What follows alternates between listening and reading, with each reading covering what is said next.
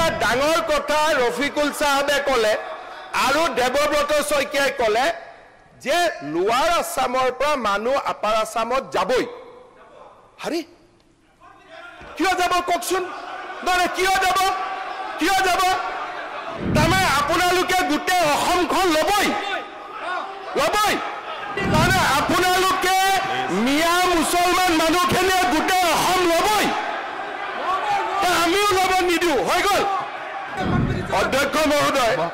আজি আপোনালোকে এটা ডাঙৰ কথা ক'লে আজি চক জানি বা নাজানি আমাৰ জনিয়া সমষ্টিৰ বিধায়ক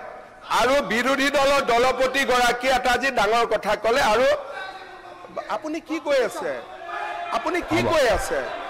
আৰু মই পক্ষ ল'ম না আপুনি কি কৰিব মই পক্ষ ল'মেই বাজ মই পক্ষ ল'মেই প্লিজ যি কৰে কৰক না মই ল'মেই ক'ব দিয়কচোন মই ল'মেই নাই ক'ব দিয়ক ল'মেই আরে কি লাগে এতিয়া আরে ভাই নহয় মই তাও আরাম আপোনালোকে যদি নুশুনাকৈ আপোনালোকে স্টেটমেন্ট দিবই দিয়া নাই হ'ব কি ডিভাইড এন্ড রুল ঠিক আছে হ'ব একো অসুবিধা নাই এতিয়া আপোনালোকে শুনক আচ্ছা আজি আপোনালোকে কি ক'লে যে এটা ডাঙৰ কথা ৰফিকুল সাহেবে ক'লে আৰু দেৱব্ৰত শইকীয়াই ক'লে যে লোৱাৰ আসামৰ পৰা মানুহ আপাৰ আসামত যাবই হাৰি কিয় যাব ককচোন মানে কিয়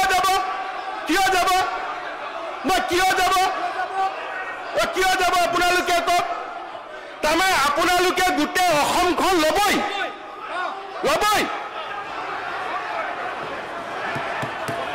মানে আপোনালোকে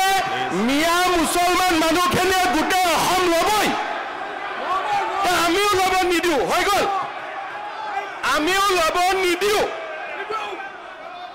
আপোনালোকে আজি হাউচত ক'লে যে আমি ল'মেই আৰু মই কৈছো আপোনালোকক আমি ল'ব নিদিওঁ বাছ